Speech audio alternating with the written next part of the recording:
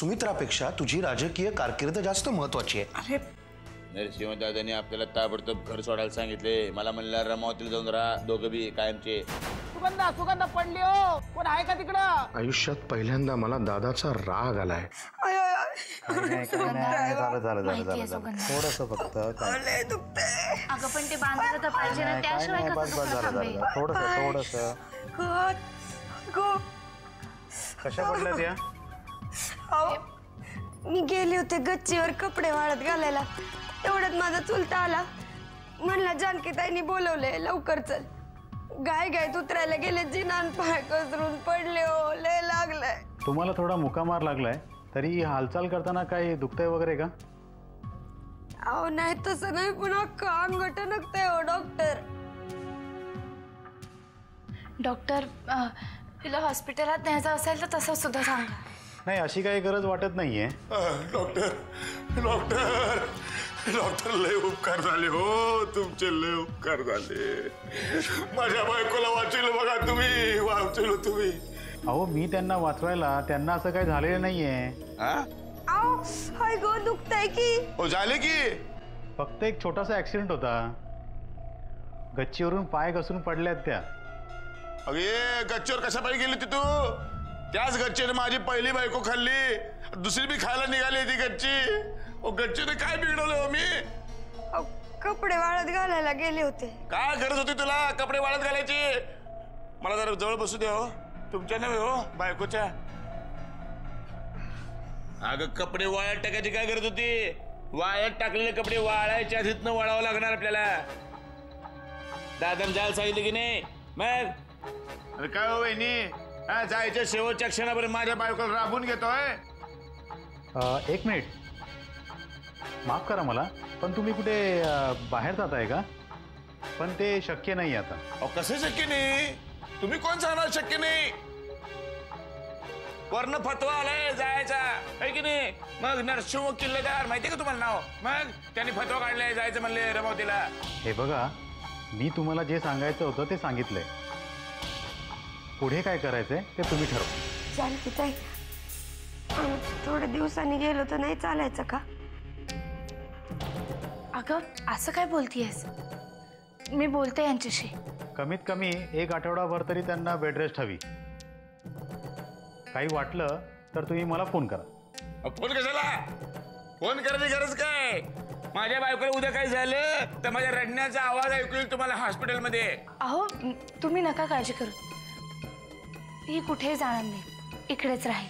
ठीक आहे, काळजी घ्या. घेतो घेतो.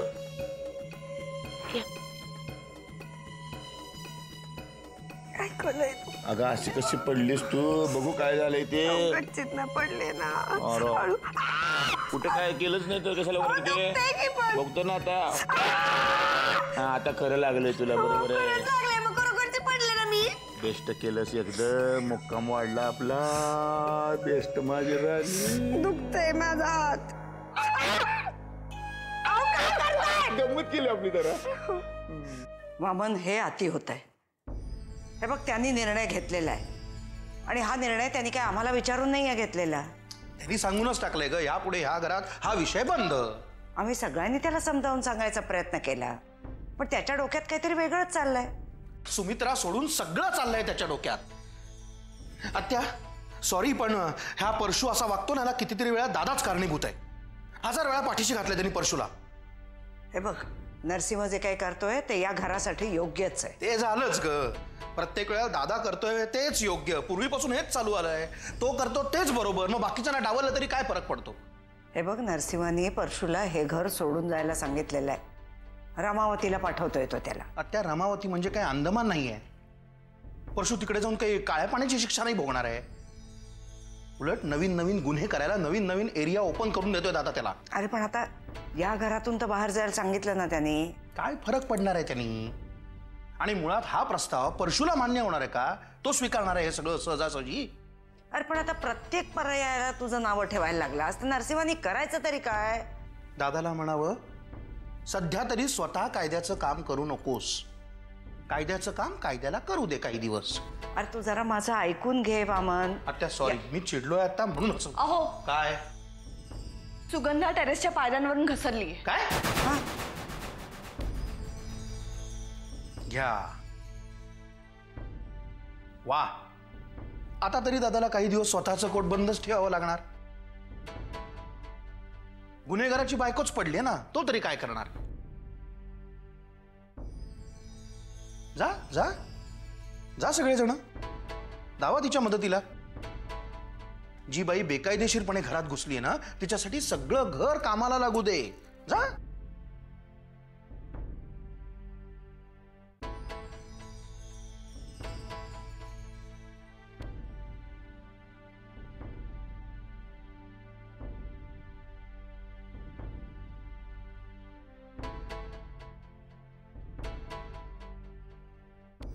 देवा, काय आणखी नवीन. होय होय, नाटकात लईच लागले, खाता पण येत नाही. देवा. सुगंधा,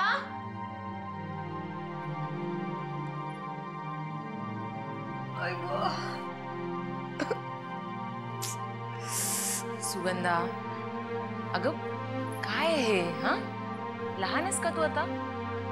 स्वतःची काळजी स्वतः नको का घ्यायला? अमृताताई, लय गाय सगळे काम आटपत होते ना, तेव्हा लागलं. अगं पण मग का करायची घाई? हो, आता आम्ही चाललोय ना हे घर सोडून, म्हणून. काय? सुगंधा, तू काय बोलतेस? कळतंय का तुला? कुठे चाललात तुम्ही? रमावतीला. तिथला सगळा संसार गुंडाळून तिकडे जायला सांगितले आम्हाला कायमचं. पण तुझ्या या अशा अवस्थेत, आणि मला एक कळत नाहीये, तुम्हाला का एवढी घाई झालीये? हो, काय आम्ही नाही करत आहे. नरसिंह दादांनी सांगितले आम्हाला आजच्या आज इथनं निघून जायला. बाबांनी? Are you sure? काय चाललंय का इकडे? अहो, मी कशाला खोटं बोलू. मी त्याच नादात गायीत पडले आणि आता डॉक्टरांनी आठवडाभर विश्रांती घ्यायला सांगितली. मला तर काय करावं तेच काही कळत नाही अमृताताई. अगं काय करायचं म्हणजे? आराम करायचा, दुसरं काय करणार? अहो, असं काय बोलताय? नरसिंह दादांच्या विरोधात जाऊन काय करायचं म्हणजे? नाही नाही, मला लय भीती वाटते हो. हे बघ, तुला काहीही करायची गरज नाहीये. जे काही करायचं ना ते मीच करेन. वाटलं तर मी बोलेन बाबांशी, पण तू इथून हलायचं नाहीस, कळलं? अमृताताई, अहो तुम्ही बोलणार असाल ना नरसिंह दादांशी, तर मग माझी चिंताच मिटली. फक्त घरातल्या लोकांना असं नको वाटायला की मला रमावतीला जायचं नाहीये, म्हणून ही सगळी नाटकं करते मी. हे बघ सुगंधा, कोणाला काय वाटतं याच्याशी मला काहीही घेणं देणं नाही. तू फक्त लवकर बरी हो. आराम कर. आले. हळू. आई गो आई. आई गो. आई आई आई आई.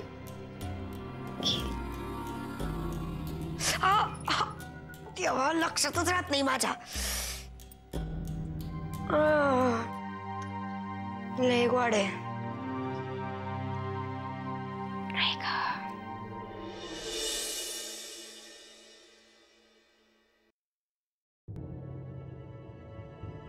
वामन दादा, तुम्ही सकाळपासून माझ्याशी एक शब्द सुद्धा नाही बोललात. ह्या सगळ्यामध्ये माझी काय चूक?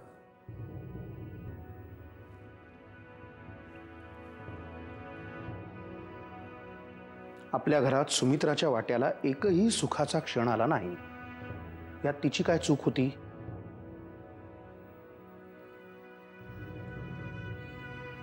आपण जर का सतत याच विषयावर बोलणार असू तर हा विषय कधीच संपणार नाही. असं कसं? तुम्ही सगळ्यांनीच हा विषय केव्हाच संपवलाय. तो राग मनात धरून तुम्ही सगळ्या लोकांवर अशी चिडचिड करणार आहात का? काय जानकी, माझं मत या घरात मला व्यक्त करण्याचा अधिकार नाहीये हे तर आता सिद्धच झालंय. आता मला राग आला तर तोही मी व्यक्त करायचा नाहीये का? तुम्ही माझ्यावर रागवला असाल तर रागवा, पण हा अबोला नकात ना धरू. आणि मला दादाचा राग आला असेल तर मग त्यांच्याशी जाऊन बोला. माझी खात्री आहे ते तुम्हाला उडवाउडीची उत्तरं नाही देणार. छे छे, उडवाउडवीची उत्तरं तो देणारच नाही. पण त्याला जे वाटतंय तेच कसं बरोबर आहे हे मला समजावून सांगेल. जोपर्यंत मला पटत नाही तोपर्यंत सांगत राहील. माझं मानसिक खच्चीकरण करेल, माझं काहीही ऐकून घेणार नाही. वामन दादा तुम्ही असाच विचार करत राहिला तर गैरसमज जास्त वाढतील. त्यांची बाजू पण समजून घ्या ना. आता बास, दादाची बाजू घेऊन माझ्या समोर वकिली करणं थांबव. आता मी कोणाचंच ऐकणार नाहीये, अगदी तुझं सुद्धा नाही जानकी.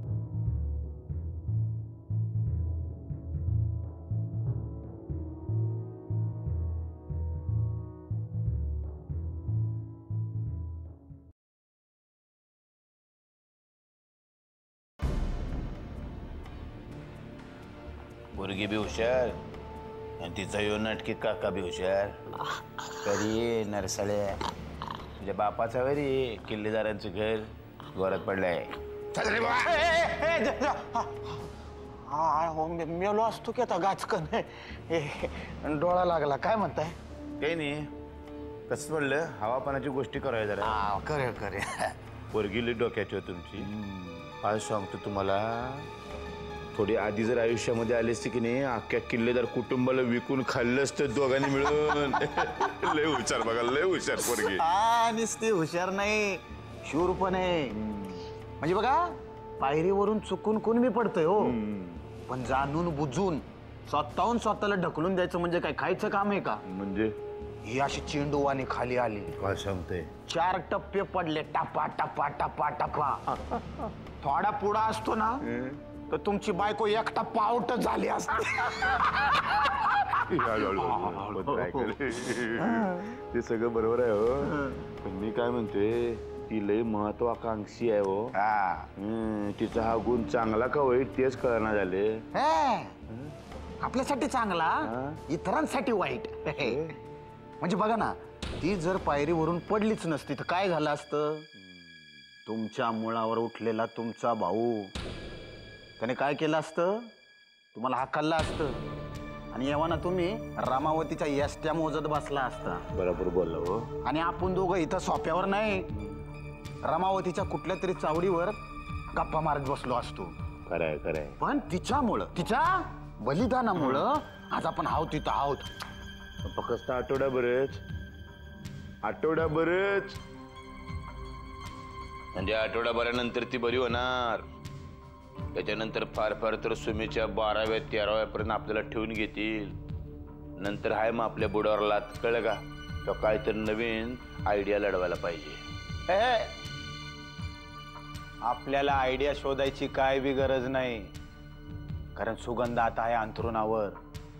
त्यामुळे तिच्याकडे येळच येळ आहे आणि तिच्यासारखा विचार आपण बी नाही करू शकत. तुम्हाला एक कळत नाही, जास्त हुशार माणसाने जास्त विचार केलेला जास्त डेंजरस असतोय. जवळची माणसं गोत्यात येऊ शकतात. तुमच्या इकृत डोक्यातून नको ते आयडिया बाहेर काढू नका, जेणेकरून आपल्यामध्ये फूट पडल. त्रिकूट चांगलं जमलंय ते तसंच राहू द्या, नाहीतर एका दिवसात रामावतीऐवजी वलतीकडेच बदली व्हायची. त्यामुळं ती जे सांगल तेच फायनल. एक गोष्ट तुझ्या डोक्यातच येत नाही हो सासरे बुवा. नाही, आपल्यासाठी ती जीव पणाला लावू शकते. असं तिच्या मनासारखं जर झालं नाही तर आपला जीव बी घेऊ शकते.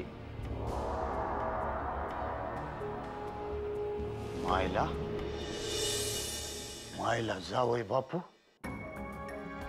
कसलं भारी डोसकं आहे हो तुमचं. निस्ता एक्सप्रेस हायवे. वा, म्हणजे माणसं पारखायची सवय लय जुनी दिसती. अगदी बालपणापासूनची. अजून तुम्ही परशुरामची डोक्यालिटी ओळखलेली नाही. आकाशामध्ये उडणाऱ्या पाखराची नुसती पिसं नाही मोजत, त्याच्या हृदयाचे ठोके पण मोजतो आम्ही. कुठल्या ठोक्याला पाखरू जाणार ते ठरलेलं असते, त्याच ठोक्याला पाखरू जाणार. मग यंदा कंच्या पाखरावर नियम धरलाय? परशूच्या मनामध्ये काय चाललंय खुद्द परशूला पण परशू सांगत नाही, कळलं का? माझे 2 डोळे आहेत की नाही, 2 आईज, 2 गोष्टी ॲट अ टाइम बघतात. 2 कान आहेत की नाही, एक कान एक आवाज ऐकतोय, दुसरा कान दुसरा साऊंड. साऊंड म्हणजे आवाजाचा इंग्रजी साऊंड असतो तो, कळलं का? आणि हृदयामध्ये 10 गोष्टी चालू असतात, 10. परशुराम किल्लेदार म्हणतात.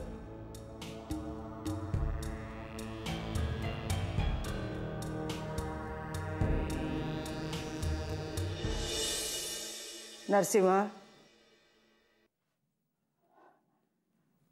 कशी झाली पत्रकार परिषद? चांगली झाली. दमला असेल ना? मी चहा करायला सांगते हा सुमित्राला.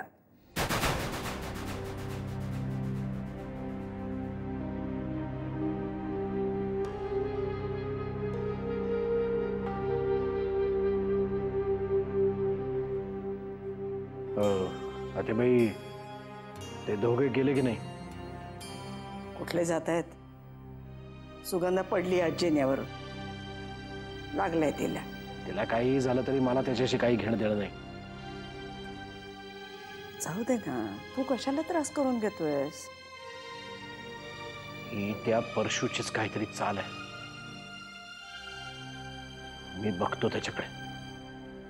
नरसिंह, एक किल्लेदार येणार आणि एक किल्लेदारीण जाणार असं भाकीत केलं होतं भवानी माईनी.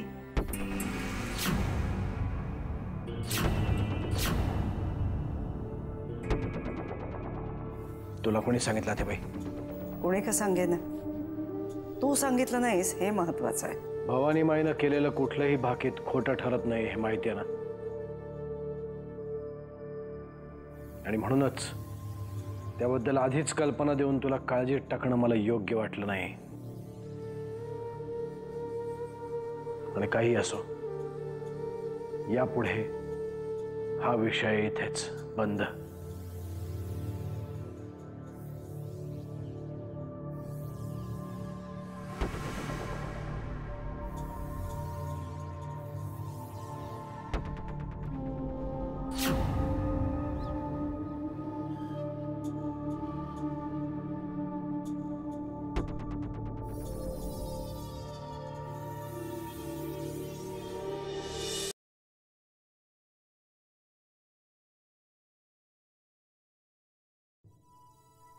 कसा गेला आजचा दिवस? सध्याचा काळ खूप महत्वाचा आहे आपल्यासाठी. आता जे निर्णय घेऊ त्याचे परिणाम खूप दूरवर दिसणार आहेत. आणि पत्रकार परिषद कशी झाली? त्या पत्रकारांवरच तर आपली घोडदौड चालू आहे. खूप खबरदारीनं विधानं करतायत ते. चला, म्हणजे आजचा दिवस तुमच्या मनासारखा गेला तर? घराबाहेर मनासारखा, पण घरातलं काय? म्हणजे घरात म्हणजे?